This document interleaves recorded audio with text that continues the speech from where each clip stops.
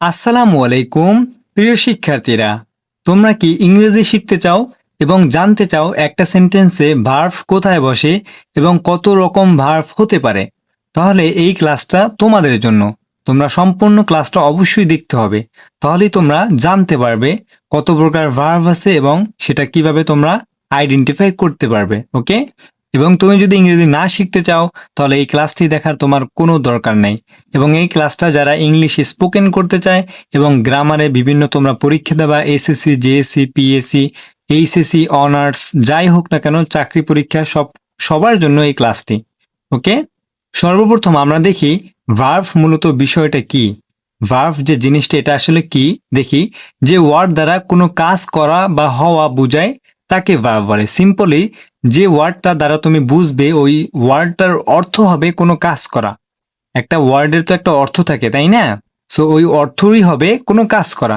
যেমন এখানে ওয়ার্কস মানে হাঁটতেছে, নো মানে জানা, তাই না?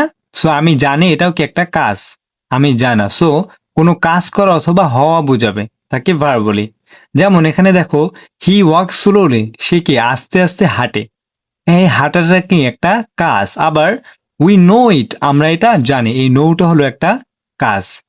যাই হোক, এখন দেখি আমাদের এই ইংলিশে ভার্ব কত রকমের হতে পারে এবং আমরা কিভাবে এই ভার্বগুলো খুব সহজেই আইডেন্টিফাই করতে পারবো।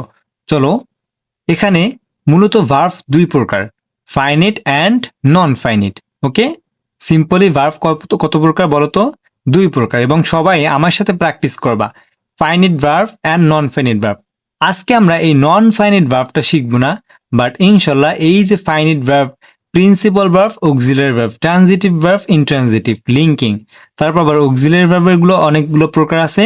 অক্সিলারি ভার্ব কি আমরা আবার তিন ভাগে ভাগ করতে পারি, প্রাইমারি, মডাল অ্যান্ড পেরিফ্রাস্টিক। এই তিন ভাবে আমরা অক্সিলারি ভার্বকে আমরা ভাগ করতে পারি।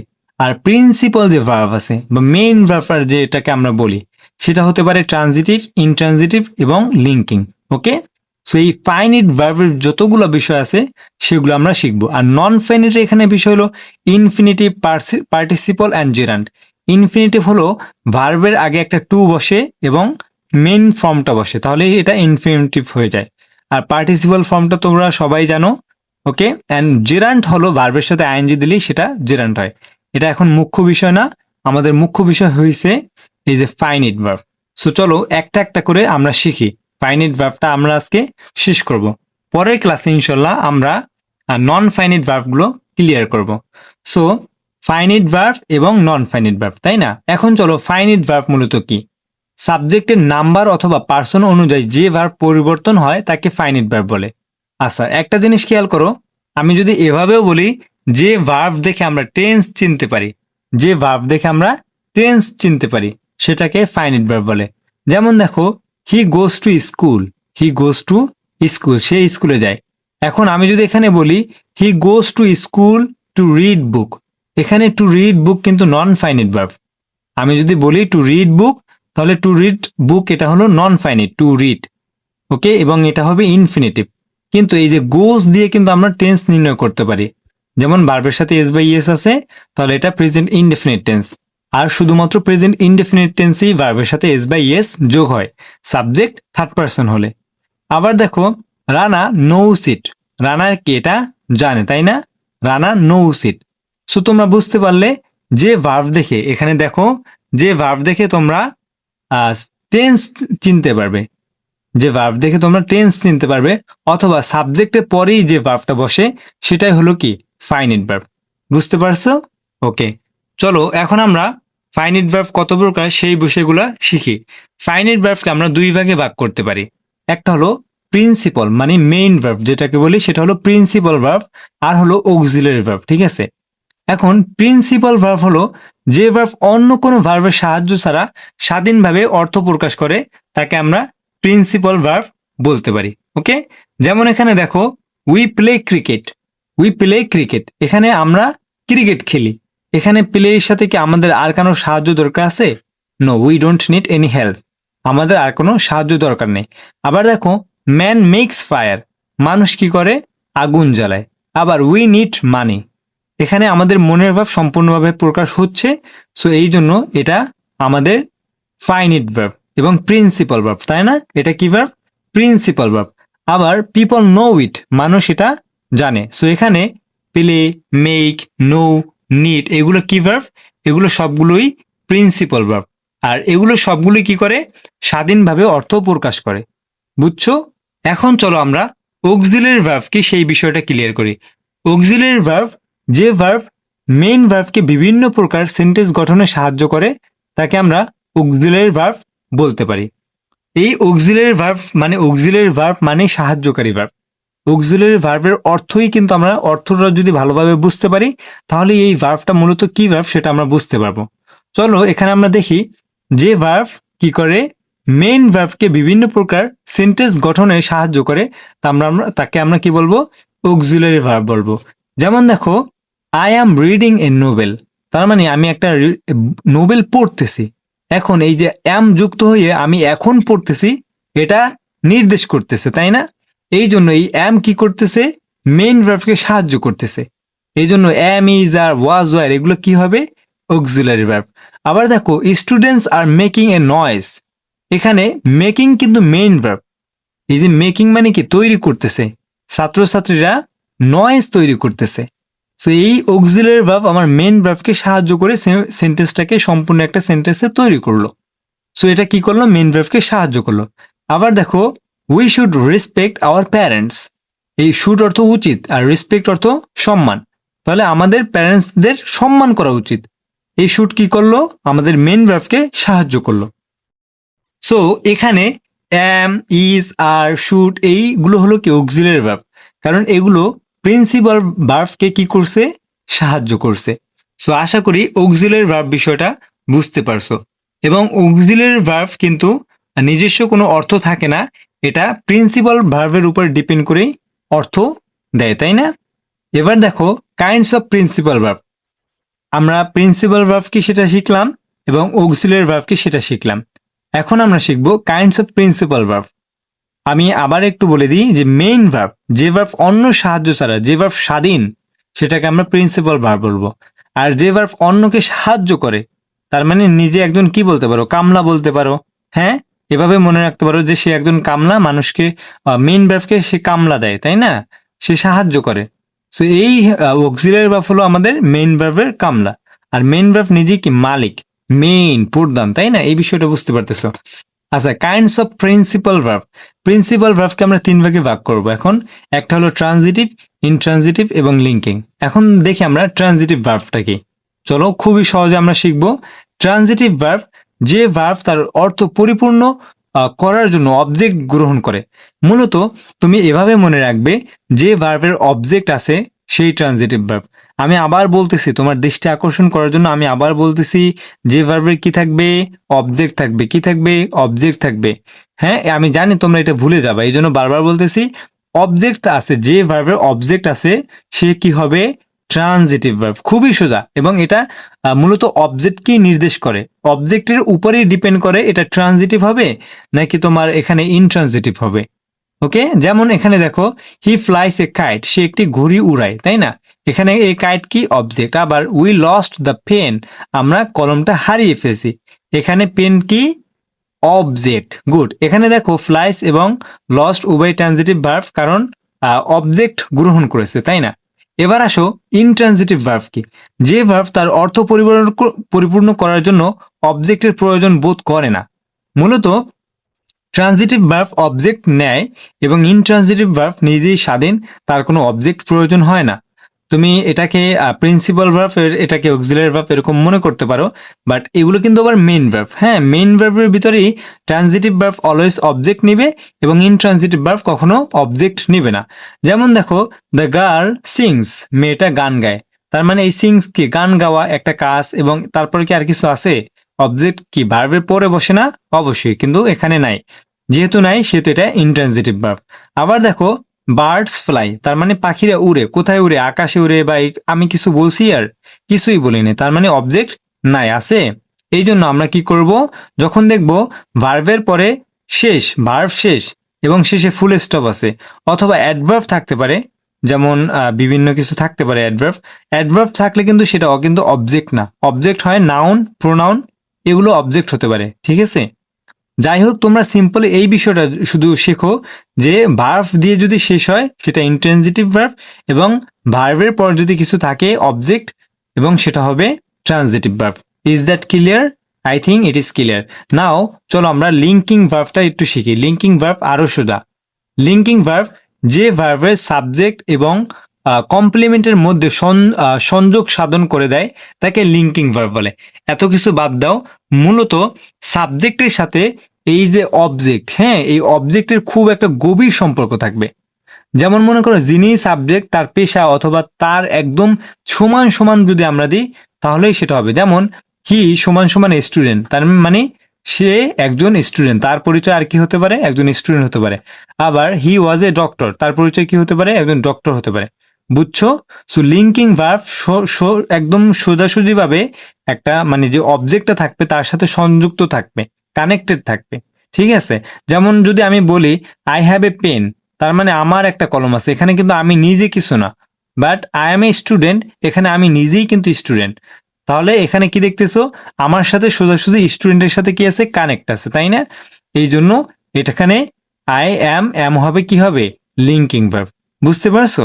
দেখো, হি ইজ এ স্টুডেন্ট, আবার হি ওয়াজ এ ডক্টর, এবং যিনি হি তিনি কিন্তু ডক্টর ছিলেন, আবার যিনি হি তিনি কিন্তু ছাত্র। এখানে দেখো ইজ এবং ওয়াজ লিঙ্কিং ভার্ব, কারণ তারা হি এবং এর সাথে স্টুডেন্ট ও ডক্টরের সাথে সংযোগ করে দিয়েছে, তাই না?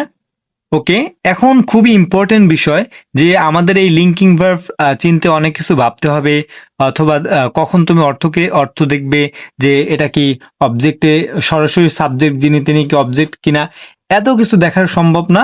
তুমি শুধু এই ভার্বগুলো মুখস্থ করে নেবে।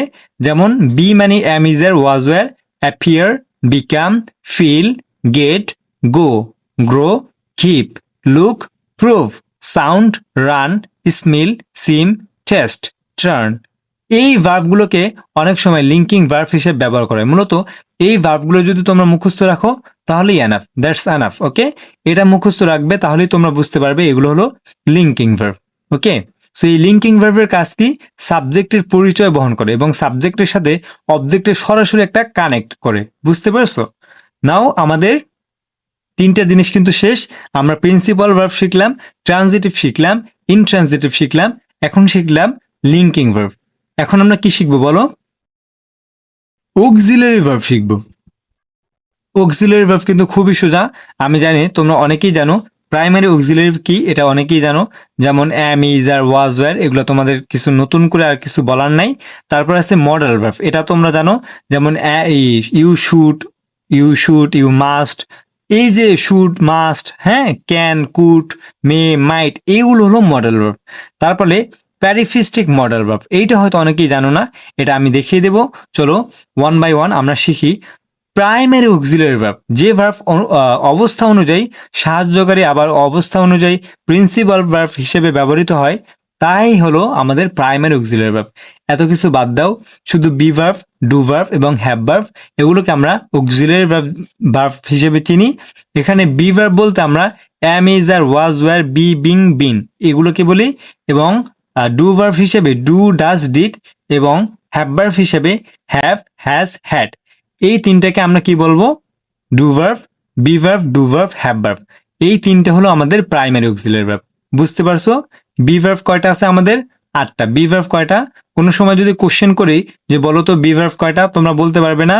M, is, are, was, were, be, being, been, be, being, been, এই 8টা হলো আমাদের বি ভার্ব। যেমন আই এম এ স্টুডেন্ট, এখানে এম কি? Auxiliary verb, primary auxiliary verb, এখানে কিন্তু মেইন ভার্ব হিসেবে ইউজ হয়েছে, তাই না?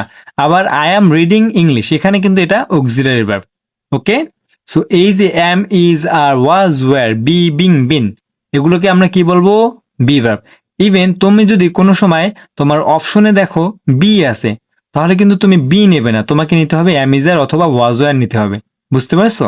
ওকে, সো নাও ডু ভার্ব কি? ডু ভার্ব হচ্ছে আমাদের তিনটা। যেমন প্রেজেন্ট ইনডেফিনিটে দুইটা অক্সিলারি ভার্ব, ডু এবং ডাস, এবং পাস্ট ইনডেফিনিটে ডিড। সো এই তিনটাই হলো আমাদের do verb. Do, does, did, এই তিনটে হলো আমার কি? ডু ভার্ব, এবং এগুলোও কি? Auxiliary verb. যেমন হি ডিড ইট, আবার he did not do it. এই যে ডিড ইট, এটা এখানে ডিড হলো মেন ভার্ব, আর ডিড নট ডু ইট, এখানে যেহেতু ডু আছে এখানে ডু মেন ভার্ব, আর এই ডিড হলো অক্সিলারি ভার্ব। ওকে, আর এই ডু এর তিনটা ফর্ম হলো V1 হলো ডু, V2 হলো ডিড এবং V3 হলো ডান। বুঝছো, এটা কিন্তু এখানে মেইন ভার্ব, আর এটা কিন্তু অক্সিলারি ভার্ব হিসেবে ব্যবহৃত হয়নি। আচ্ছা যাই হোক, এই বিষয়গুলো আমি পরে ক্লিয়ার করব।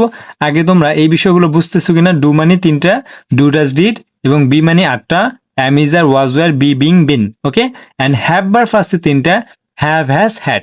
যেমন present perfect auxiliary verb have, has, এবং পাস্ট পারফেক্ট হলো হ্যাড। সো দেখো, আই হ্যাভ এ পেন, আমার একটা কলম আছে, এটা আমি আগেই বলছিলাম। এবার I have lost a pen, আমি একটা কলম হারিয়েছি। ওকে, নাও এখন চলো আমরা অক্সিলারি ভার্ব তো শিখলাম, এবার শিখি আমরা modal auxiliary verb. Modal auxiliary verb বিষয়টি কি, যে ভার্বগুলির পর বেস ফর্ম বসে। আর তোমাকে অবশ্যই জানতে হবে যে মডাল অক্সিলারি ভার্বের পর কিন্তু অবশ্যই অলওয়েজ বেস ফর্মই বসবে, আর কোনো ফর্ম অ্যালাউড না। বুঝছো, মডাল অক্সিলারি ভার্ব যেমন আমরা বলি না ইউ শুড গো দেয়ার, তোমার ওখানে যাওয়া উচিত। তো এখানে আমি কি বলছি, you should went there, you should gone there বলিনি। আবার যদি বলি ইউ মাস্ট রিড বুক, তুমি যদি ভালো ফলাফল করতে চাও তোমাকে অবশ্যই বই পড়তে হবে। এখানে কি আমি বলছি ইউ মাস্ট রিড এর B2 অথবা B3 ইউজ করছি না, প্রেজেন্ট ফর্মটা আমি ইউজ করছি। এটাই হলো এটার ফর্মুলা, যে আমাদের অবশ্যই কি করতে হবে, V1 প্রেজেন্ট ফর্ম আমাদের এই মডাল অক্সিলারি ভার্বের পরে ব্যবহার করব। এখন এখানে মডাল ভার্ব আছে 13টি, যেমন can, could, may, might, shall, should, will, would, must. Need, dare, এই যে বলে না হাউ ডিয়ার ইউ, হ্যাঁ কত সাহস তোমার, এটাও কিন্তু মডাল ভার্ব। আবার had better, would rather, had better, would rather, এই দুইটাও মডাল ভার্ব। এই দুইটা কিন্তু দুইটা মিলে একটা মডাল অক্সিলারি ভার্ব। আর এগুলো কিন্তু সব মডাল অক্সিলারি ভার্ব, ঠিক আছে। আর এগুলোর পরে আমাদের মেইন ভার্ব ইউজ করতে হবে। বুঝছো, এখানে এদের কিছু বৈশিষ্ট্য দেওয়া আছে। তোমাদের এদের পরে টু বসে না, মডাল ভার্বের পর টু বসবে না, আইএনজি যুক্ত হবে না, পাস্ট পার্টিসিপাল কোনোটাই হবে না, প্রেজেন্ট ফর্ম হবে। এদের পরে ভার্বটি প্রেজেন্ট ফর্ম হবে। এই 4 নাম্বারটাই তোমাদের শুধু মনে রাখবা, আর কিছুই না। এবং এদের পরে তো এস বাই এস যুক্তই হবেই না, কারণ এস বাই এস যুক্ত হবে শুধুমাত্র প্রেজেন্ট ইনডেফিনিট টেন্সে। ওকে, এখন আসো আমরা যে বিষয়টা নিয়ে একটু কনফিউজ ছিলাম, সেটা হলো পেরিফ্রাস্টিক মডেল অক্সিলারি ভার্ব। সেই বিষয়টা কি? পেরিফ্রাস্টিক মডেল অক্সিলারি ভার্ব হলো যে ভার্বগুলির পর টু আছে। এই যে টু আছে, টু থাকলে আমরা পেরিফ্রাস্টিক বলবো, শেষ। খুবই সহজ বিষয়। যেমন যে ভার্বগুলির পর টু আছে, এই টু ভার্বটি প্রেজেন্ট ফর্ম হবে, তাকে পেরিফ্রাস্টিক মডেল অক্সিলারি ভার্ব বলবো। যেমন হি ইজ গোয়িং টু, আছে না টু ডু ইট, সে এটা করতে যাচ্ছে। আবার এরকম 6টা আমাদের আছে পেরিফ্রাস্টিক ভার্ব, কয়টি তাহলে? 6টি। যেমন be to, am to, is to, are to, was to. এখানে আমরা এই বি মানে কি বুঝবো, am is are, was were, be being been, এগুলো বুঝবো। আবার বি গোয়িং টু, ঠিক আছে, I am going to, you are going to, she is going to, I was going to. এই বি মানে কিন্তু আমরা বি বুঝবো না, বি মানে বি ভার্ব বুঝবো, মানে ওই 8টা বুঝবো। আবার have to, use to, be about to, ought to, এগুলোকে আমরা কি বলবো, পেরিফ্রাস্টিক মডেল ভার্ব।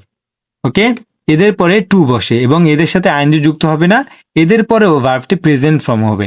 ওকে, সো নাও এখন তোমাদের জন্য কিছু হোমওয়ার্ক আছে। দেখো, find out transitive, intransitive and linking verb from the following.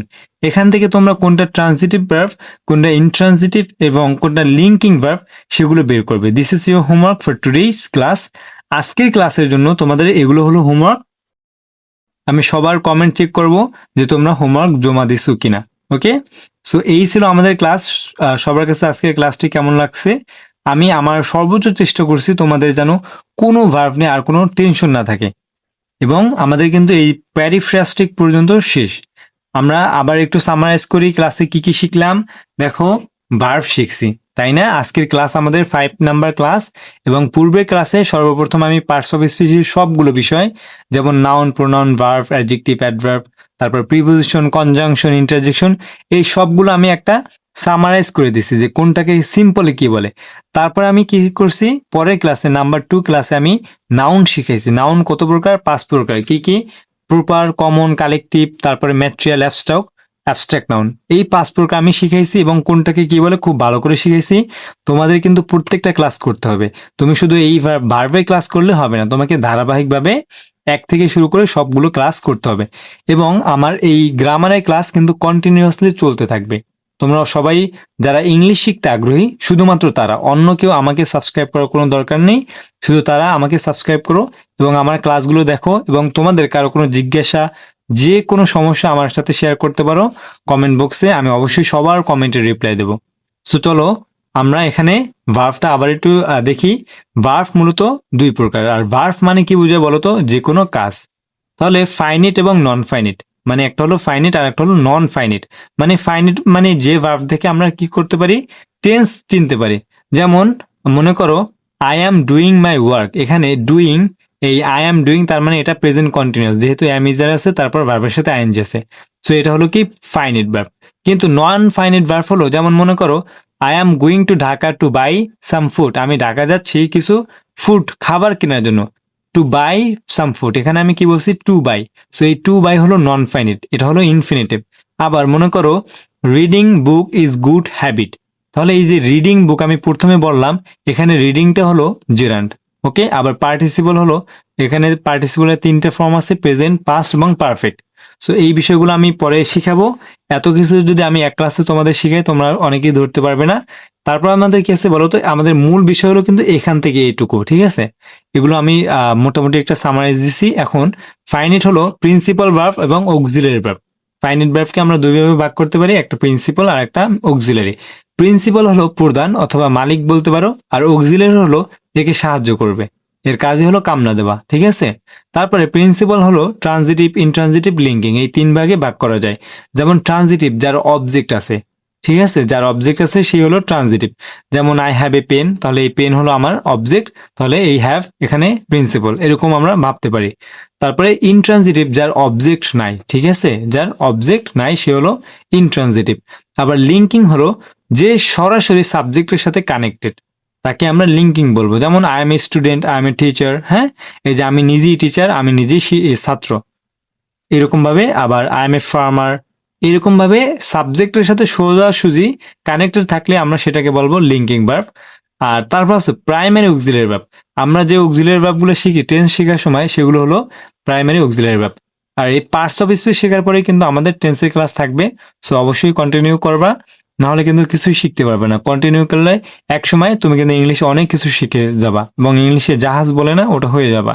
So এখানে প্রাইমারি বলতে am, is, are, was, were, have, has, had, এই বিষয়গুলো। অথবা তুমি এভাবে মনে রাখতে পারো, বি ভার্ভ, ডু ভার্ভ এবং হ্যাভ ভার্ভ। তারপর দেখো modal verb, you should go there, you should watch all my classes, তোমার আমার সমস্ত ক্লাস করা উচিত। এই যে শুড বললাম, তারপর you must do my class, তোমার অবশ্যই আমার ক্লাস করা উচিত, এই যে মাস্ট বললাম, এটা হলো মডাল। আর প্যারিফ্রাস্টিক কি, যেমন I am going to take my next class, আমি আমার পরবর্তী ক্লাস নিতে যাচ্ছি। এই যে গোয়িং টু মানে কোনো ভার্বের পরে, এই যে আমি পেরিফ্রাস্টিক ভার্ব দেখলাম 6টা, ওই ভার্বগুলো তোমরা দেখে নিবে, কোনো ভার্বের পরে টু আছে তাহলে ওটা হবে পেরিফ্রাস্টিক মডাল ভার্ব। বুঝতে পারছো? সো আজকের ক্লাস আমাদের এতটুকুই। তোমাদের কারো কোনো জিজ্ঞাসা থাকলে অবশ্যই কমেন্ট বক্সে করাবা, এবং আমি ইনশাল্লাহ রিপ্লাই দেওয়ার চেষ্টা করব। এবং অবশ্যই সাবস্ক্রাইব করে বেল আইকন বাটনটা ক্লিক করে রাখবা, যাতে তোমরা পরবর্তী ক্লাসটা সবার আগে পাও। Thank you so much for doing this class.